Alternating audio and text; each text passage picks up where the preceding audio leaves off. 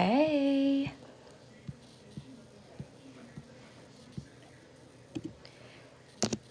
Hey, everyone.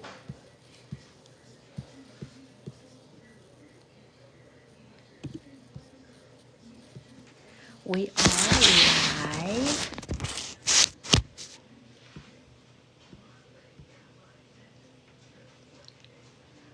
I hope y'all are doing good. We're live again as we are preparing to go into our new year with some classroom management strategies that we're going to put into place. And tonight we're going to give people some time to log in, but we're going to talk about 10 different strategies or procedures that we can put into place as we prepare to go back into the classroom after Christmas. We'll give people some time to join us and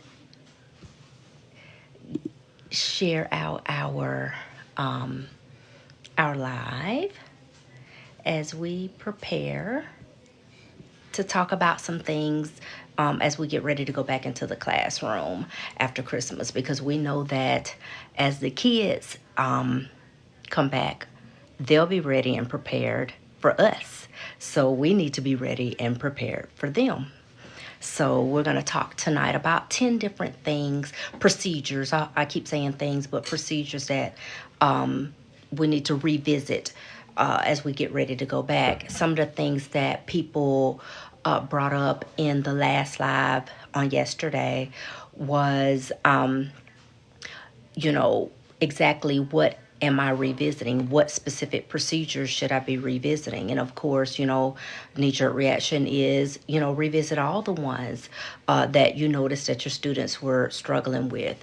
But, we'll get more specific tonight so that we can talk about exactly what procedures need to be revisited as we go back. And this is mainly geared toward, I would say, middle school to high school, but basic procedures are basic procedures, and it could be applicable to any grade level. It could be, pre-K. They have procedures. It could be kindergarten through fifth grade. They have procedures. Sixth through eighth, middle school has procedures. Ninth through 12th has procedures. So revisiting some of these procedures and putting some of these things back into place will make your life easy. Because if you go right back, and y'all been in the classroom, y'all know if you go back to work, you go back to that classroom and just assume everybody knows, they're not going to do them. These kids are going to come back and they're not even going to remember their names. They're not going to remember their locker numbers. They're not going to remember their combinations. They're not going to remember any of that. If you are new to my page and my lives, drop me an emoji, a blue heart, and tell me where you're from. Tell me what you do. Are you a principal? Are you a teacher? Drop me something in the chat to let me know a little bit about you. I'll tell you something about me as well as we are waiting on some people to join us. My name is Dr. Tanisha Barclay. I am an educational consultant. I have been in education now for 22 years. I with teachers who struggle in the classroom with classroom management. It is not something that they're doing wrong. Sometimes it's just procedures that are not in place that could be a little stronger or tighten up. I've worked with school administrators who are supporting teachers. I have digital products, things that help teachers that don't necessarily need the one-on-one, just some guidance and some checklists and things like that to help pull it all together. But I love what I do. I am able to move a classroom from disruption to instruction, and I can do it, and I'm good at it. It is my calling. And so I'm excited to be able to share this gift with people. I'm excited to be able to share this gift with educators. They deserve to have the support that they need. Teachers deserve to have the support that they need. Administrators deserve to have the support that they need. It shouldn't be tied to a budget. And I know that it is. I get it. I've been an administrator. I know that.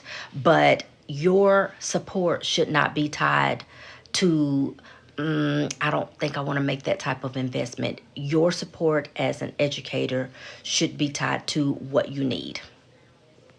Okay. And sometimes that means your need should come from outside of the school. Administrators don't always have the time. They don't always have the skill set. Just because you're a good administrator doesn't mean that you have the skill set to help bring a classroom back to, instruction or calmness or an environment that's conducive to learning. It doesn't mean that. Sometimes, is something that comes naturally to some people and sometimes it doesn't. But it doesn't mean that they have the skill set. Sometimes an instructional coach, doesn't always have the skill set. Y'all know they don't teach classroom management in college to teachers. That's not a class. It's not a class. It's not. It's not a class. You don't register for Classroom Management 101. You don't. It may be brought up and embedded in some of your classes, but it is not a class. And it is not something that we hope, wish, and pray that you have and then we move on. It shouldn't be. Okay? It should be something that is nurtured as a teacher. If we start to see and things are starting to go a little bit, to the left, it's something that, hey, we have somebody that can come in and somebody that can give you some ideas, somebody that can work with you closely. Have you thought about this? Let's take an assessment and look at some of the weaker areas where we can, help build you in that area because you're a great teacher. But that's not always the way it is. Okay? I want to get into some of these basic procedures that educators need to look at as we get ready to go back to school. Again, as we get ready to go back, those kids are coming back with those brand new Jordans. They're coming back with their new hairdos. They're coming back with their new clothes. And they're also coming back with their own mentality that they brought from the house. Okay? And so what we're going to do is kind of reel them back into reality and kind of recoach them and reframe their minds back to, hey, remember whose classroom you're in now. This is not the house. Okay? Because some of our kids are coming from places where they ran the house. They tell people what to do at the house. And so they're going to come back thinking that they can do that back in your classroom, and that's not going to work. Okay? They're going to think that they can come back and disrupt your classroom. That's not going to work. Okay? So we're going to talk about 10 areas that we really want to focus on. Okay? If you have not, if you'll look up, you'll see your heart, claim your heart. Also, like the page, if you will, you'll heart the page and tap the page so that we can kind of get ourselves out here a little bit further to people's For You page. I'm new at this, so I just appreciate anything. Like I said, I share this. I share my joy. I share my knowledge. I share this with the world. It is something that I love to do, and I hope that I'm able to help somebody. Okay? So one of the first things that I want to talk about as we get ready, thank you, to go back into our classroom is how kids are coming into the classroom. Okay? When kids are getting ready to come into your classroom, do they come into your classroom the bell rings and they just all walk in, or do you have them lining up in the hallway, as kids are coming in and out? I want to know a little bit, and you can drop it in the chat. How do kids come into your classroom? I want you to think about that, because that matters. And just because something works for me doesn't mean that it will work for you. Okay, I've seen a little bit of both. I've seen people have students line up in the hallway. Okay, and I've seen that kind of go left. I've seen people lined up in the hallway and those kids are all over the place. They're in the way. People can't pass. It's chaos. And so I've seen where it doesn't work. But I've also seen where students are lined up in the hallway and, it's quick. They go in, and nobody's in the way. It works. So I want to know what works for you. When kids are entering in your classroom, what does that look like? So once they start coming in, what does that look like? When they're coming into the classroom, do they immediately start a bell ringer? Are they sitting quietly waiting on you, and going around and sharpening pencils? What is going on when the students enter the classroom? That is something that you need to be thinking about. Before we got out for Christmas break, the way that the students were entering into your classroom, I want you to process that, and I want you to think about whether or not that worked. Did it work? Did it not? Was it chaotic? If it didn't work, what is the next step? Because if you go back, and y'all know the definition of insanity, to keep doing what you know doesn't work. That's insane. So my question is to you, if it didn't work, what is the plan? So if all of the students coming in at one time was chaotic for you, what is the plan? So I want you to consider that and think about that. If you see me looking to the side, it's because I have some notes that I wrote down. Think about that, though, because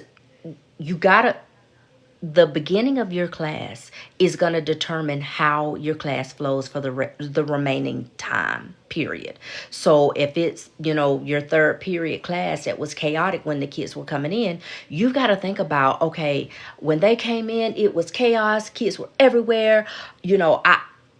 I can't do that. I couldn't even teach because it was so chaotic. Well, you've got to come up with another plan because that didn't work. Okay? So be thinking about that. The entering in, that is the first thing that has to be addressed if it didn't work. One thing that I would suggest is when the kids come into the classroom, they need to immediately go to their desk. The walking around and the excuse to go and do this and to do that, I would not allow that because that is a recipe for chaos. So when they get into the classroom, I will go ahead and have them come on in, sit down, and we're gonna there's a timer, bell ringer, because that is the perfect time to go ahead and have your students reviewing, okay, from what we did yesterday. That's the perfect time. So when they come in, sit down, start your bell ringer. Come in, sit down, start your bell ringer. Come in, sit down, start your bell ringer. Okay? Now, there's this question of, well, Dr. Barkley, if the clock goes off and some of them didn't have time, and buzz next. What it's going to teach them is that everything isn't contingent upon if their butts are in that seat. We're moving on. We got to move on. We have to move on. And they're going to learn to go fast to the restroom between classes. They're going to learn to use their time wisely. They're going to learn all the things. Okay? They're going to learn based on the way you run your classroom, which will be pretty strategic, when the best time is to go to the restroom between some of those transitional times, because they're not going to want to leave, because they're going to know that she will move on. She'll start the lesson and move on. You're right. I will. Okay? So you've got to be thinking about, what does that look like when they come into my classroom? What needs to happen? Because what I was doing before Christmas didn't work. Okay? So be thinking about that. The next thing is backpacks. Now, most of the places that I have been didn't permit backpacks in the classroom. Now, we're talking about middle to high school. Okay, I can speak to you from middle to high school. Most elementary rooms that I've been in have backpacks, but they're hanging like on hooks. Y'all know what I'm talking about, right? Okay, you could drop into the chat. Tell me a little bit about what you've seen, or what your procedures are, or what your child's procedures are at school in regards to backpacks. We don't permit backpacks in the classroom. It's safety, all kind of things. Now, but let's get into Chromebook cases. If you know, you know. Okay?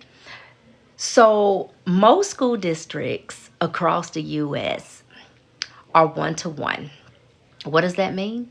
It means for every child, there is a Chromebook or some type of device, right? And there's a case they have, and they wear them across their chest, and they take these everywhere, kind of like a laptop or iPad. Okay, so they're one-to-one, what we call one-to-one. Now, when you walk into a classroom, middle to high school, you're gonna see these bags all over the floors. All over. Everywhere. You're stepping on them. The bags are everywhere. So, a lot of teachers have come up with some fabulous, phenomenal ideas on how to deal with these bags, because they're everywhere. Okay? So, what they do is, I've seen hooks on the back of chairs. Okay? Where they have like the 3M hooks. Y'all know what I'm talking about. And the kids hook their bags on the back. They take their Chromebook out, put it on the desk, and they have to hang their Chromebook cases on the back of the chairs. I've also seen the hooks going across like underneath the board, and they're numbered, and every kid has a correlating number on their desk, and they know, okay, if I'm number 6 here on my desk, then my hook is number 6, and so I go take that, and that kind of keeps, the cases and everything organized. Well, if you were in a classroom, and I want you to think, and only you can think of this and decide this, where you struggled to maneuver in between the desk because you were kicking Chromebook cases, you were tripping over cords, it was just chaos. Then I need you to be thinking about, what are you going to do when you get back to alleviate these issues? Will it be that you have these hooks? Will it be that you require students, when they come in, that they line them up along the bottom of on the floor, on the board? I don't know what will work for you, but I do suggest that if they're all over the place, maybe they need to put them under the desk, okay, under their seats. But kids struggle to learn in an area or in a classroom where things are just all over the place, okay, where things are chaotic, where things are not clean. So just keep that in mind, okay, that we've got to make a conscious effort to keep the floor clean. Let's see, the next thing is, it goes back to morning work. What happens when students come in? And I want us to process this. What does your classroom look like in regards to structure and the lesson, the flow of the lesson? So students come in, they do their bell ringer, then what? What's next? What's next? Do you guys go into, a 5-minute, your framework includes a 5-minute review of the day before and an intro to the lesson, and then you release them to stations? Or is it that students immediately go into, I don't know, you tell me, like a writing prompt? And then they phase from the writing prompt into the lesson, or they review the target, so that they know what the target is, and then they review the objectives and what they'll be learning and things like that. What is the framework? What does your lessons look like? And so that's something that you've got to be strategic about when you are trying to create engaging lessons each day. And your morning or the first 5 minutes of your class sets the tone. Okay? So I want you to think about that. And we talked a little bit about stations. Okay? Now, and yesterday we talked about stations and them making sure that they had an accountability piece.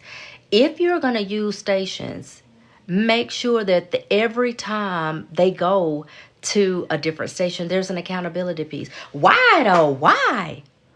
Oh, what you don't want is them transitioning, first of all, without expectations on how to transition. They shouldn't be transitioning if they don't know how to transition correctly.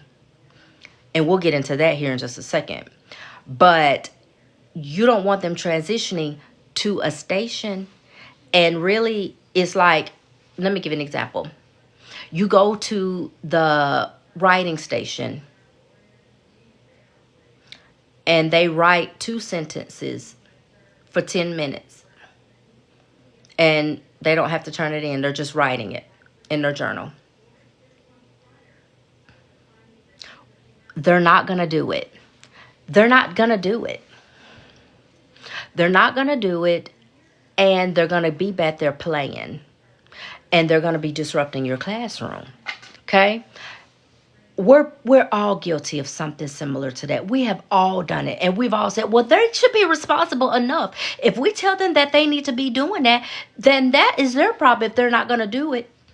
But it becomes your problem too. Because they're back there playing, disrupting your class. Then it is your problem. Okay? And I get it. Don't hear what I ain't saying. I get it. Yeah, they should be responsible enough. If they're 12 years old and older, how many times you got to tell them, write 2 sentences? But if there's nothing that holds them accountable to it, they're not going to do it. And if we think really hard and we're really honest with ourselves, we're the same way. Half the stuff, if we don't have an accountability piece, we're not doing it. Because first thing we'll say as grown people is, for what? For what? And who gonna check it? Nobody. I ain't doing it. Right? Doesn't it sound like something we would say as adults? Yes. So with that being said, make sure that each of your stations have some type of accountability piece so that they know that you're watching and you're expecting something from them. Now, but baby, we got to go back to this how to transition. Okay? So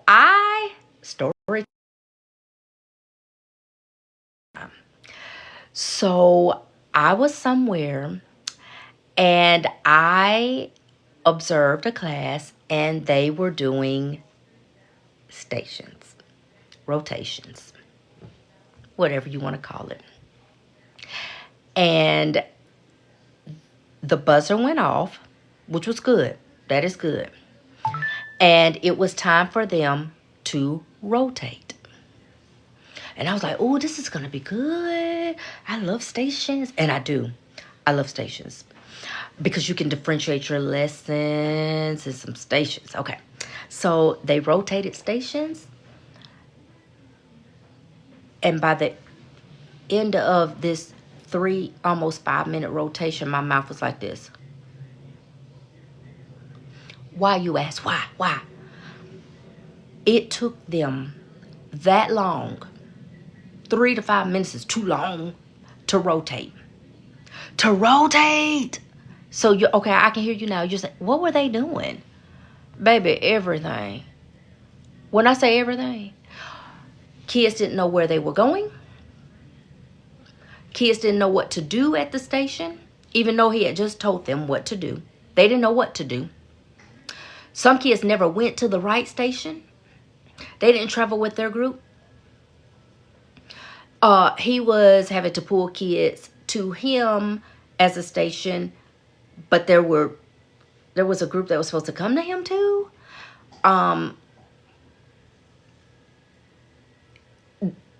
Chaos. They playing, talking, visiting other stations, just all the things. And mind you, they were 6th grade. I mean, they're going to do everything you tell them not to do because they're 6th grade. They're 11. However, when these procedures have been set into place in advance, they know who to do that with and who not to do that with. Okay? So before you even start any type of rotation or stations where their bodies have to get up and be standing like this, baby, we're going to practice. We ain't teaching nothing. If your body has to do this and be up, I'm going to show you what I want you to be doing. If you have to stand up, get up out of your seat, and your feet shuffle across my floor, you're going to know what to do. You're going to know what to do. You're not going to have to question. You're not going to have to ask. Baby, you're going to know what to do because we're going to practice it and practice it and practice it. Because if your body is doing this, standing up, you're going to know where to go, how fast you need to get there, and what to do when you get there, and what time you're leaving. Okay? So those are the things. It should run. As a teacher, y'all, my goal was always to be able to truly just facilitate the learning. What you talking about, girl? I'm talking about once we went to that first station, I'm back at my station. The kids come. I already know, okay, this is group 2. I already got my plan for them. Okay, let's talk about what y'all doing. So what y'all got going on? I already know all these other people out here in what I call the world. They working. Because I can even see it on my computer. I can see what they're doing. I can look at them and see what they're doing. And I'm always listening. Even back here, when I'm talking, I can hear. Those are the type of rotations and transitions that you need in your classroom. Because what you don't want to do is overwork yourself. You don't deserve that.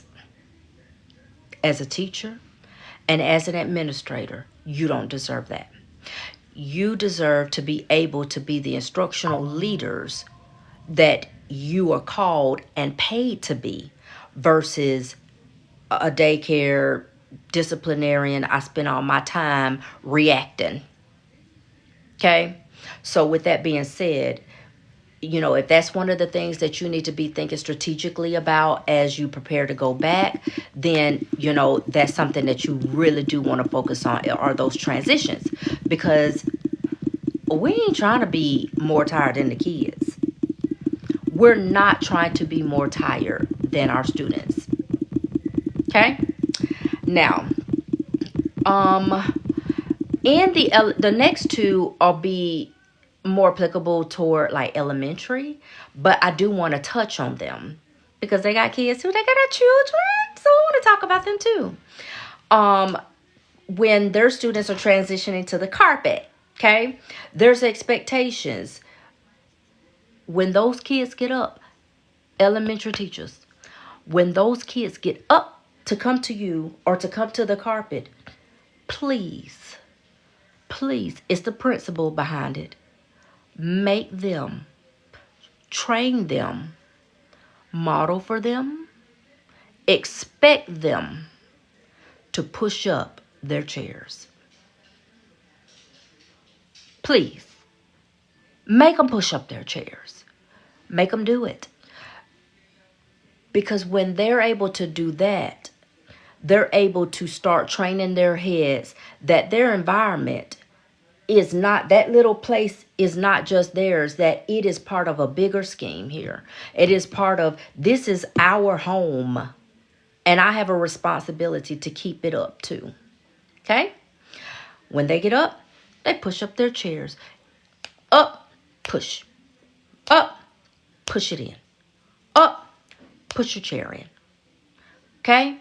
It should be part of when your butt gets up, you push it in. Okay? It's teaching them that, again, this classroom is our home. This is our environment, not just mine. I shouldn't have to go around pushing all y'all chairs in and people can't get by and I can't walk by and I'm tripping over the legs of the chairs. This is all of ours. Push it up. Look back to make sure. And if somebody forgot, help them. Okay? But let's train our kids to push up their chairs when they get up. Okay? And that they should come and find their spot. Not a spot. Their spot on the carpet. Quietly. Waiting on you. Hands to themselves. These are the expectations. And if that didn't work and it became lost in the sauce before y'all got out, go back and revisit it. We would practice getting up, pushing it in, come to our spot, be quiet. Get up, put your chair in, come to our spot, be quiet. Okay? We would work on that. It would be something that we did regularly. Okay, so that they understood. And we would, if somebody didn't do it, we'd go back. Okay, so just make sure that that is something, that you're working on as a class. Okay, we're almost done. The next thing is sitting at the carpet, of course, calm body. I wrote down here that they should have a calm body. And they should have a voice level of 0 when you're talking. And that goes for middle school and high school. When I'm talking, nobody else is talking. When I'm talking, nobody's talking. That is an expectation. When I'm talking, nobody else is talking. And some of this you'll see with your face, and you'll be able to articulate it with your face. But you look at them and you let even the littles know, when I'm talking,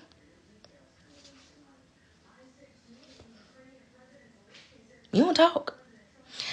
And when you start to expect that and require that, you'll start to see some of the disruptions go down.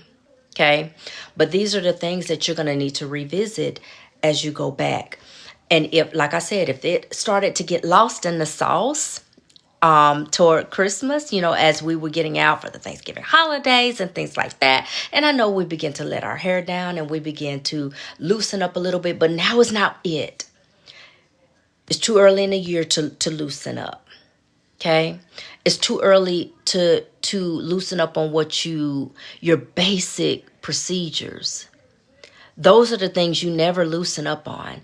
Their expectations, so that your class runs smooth from August to May or June or whenever you get out. Because what you don't want is chaos. Because at the end of the day, you're responsible for the chaos. Okay, you're responsible for, and it's just hard, and you don't deserve that.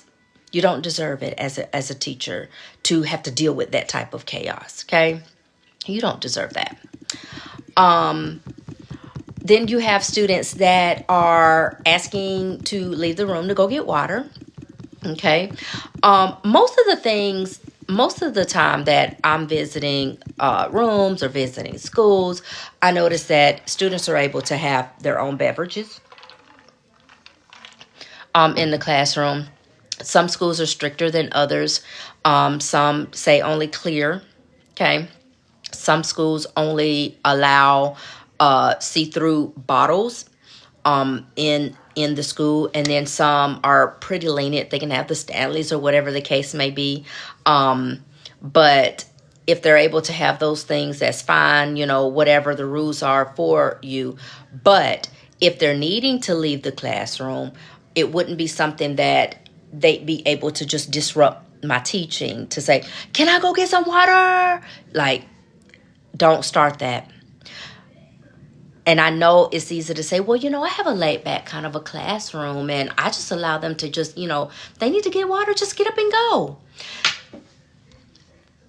That sounds good in theory, and it does. But there will be one, and some of y'all know where I'm going with this, that is going to leave. And 10 minutes going to go by. 15 minutes is going to go by. 20 minutes is going to go by. And then you'll have them being escorted back into your classroom. That's if you're lucky. By an administrator. And they were clear on the other side of the campus having a good time. And you're going to be like, well, I just told them that they could go get water. I didn't know that. I mean, he's in trouble because I just told him. But what were your expectations? Or somebody's going to get up and leave and you didn't even know they were gone. And they'll be escorted back in. There's got to be some parameters around that. And if you've ever had that happen, you can drop a fist in the chat. I get it. But there's got to be some parameters, even if it's something as simple as they need to sign out before they leave so that, as you're facilitating and you're rotating around the class, you can kind of look and see who is out of the room, and it's only one at a time. So they have a sign in and a sign out and a sign back in time. But what you don't want is them gone doing whatever and you didn't know that, okay? Some teachers don't allow students to leave the classroom at all unless it's an emergency, and water would not be an emergency. Or teachers keep the little miniature bottles. It's whatever works for you in your classroom. But there's got to be, whatever your procedures are, put them back into place and revisit these things. And the last thing is talking about them wanting to go to the restroom. We all have that kid every day.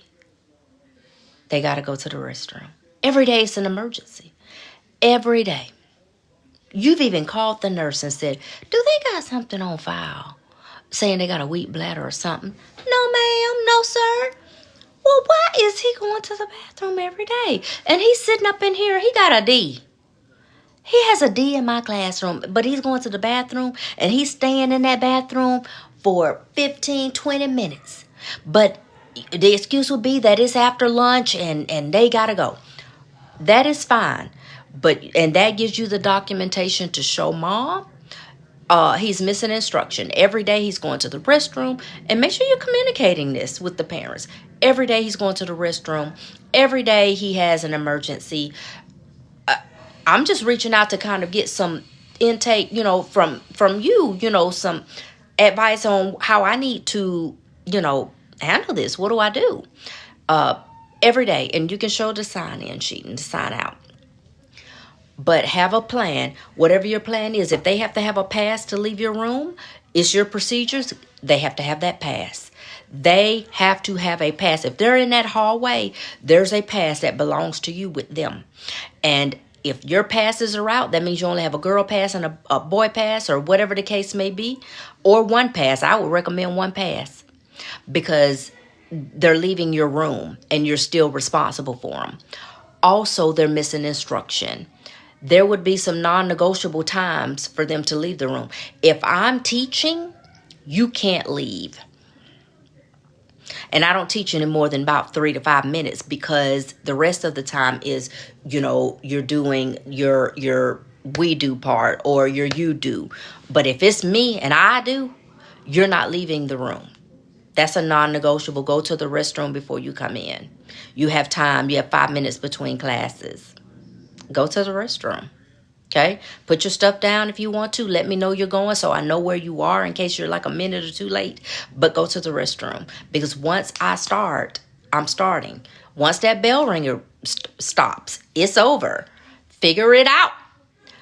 We have to teach our students what we expect from them, what the procedures are. Tell them what they are.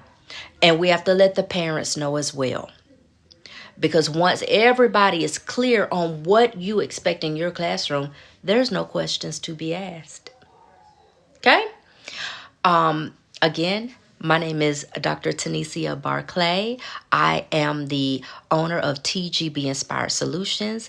I help teachers, I help principals, I help school districts solve their classroom management challenges by moving their classrooms from disruption to instruction.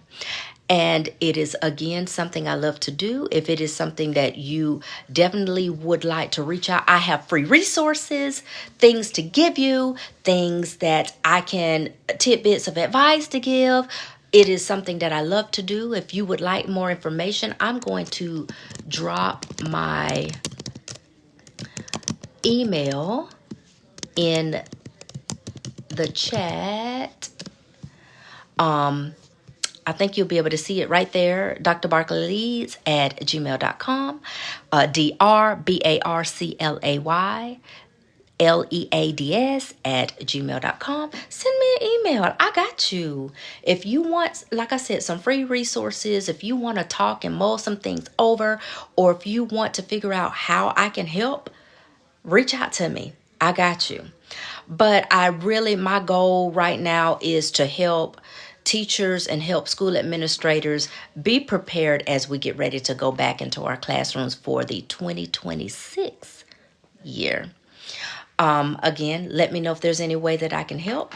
And I hope you guys have a very, very happy new year. Peace. See you later.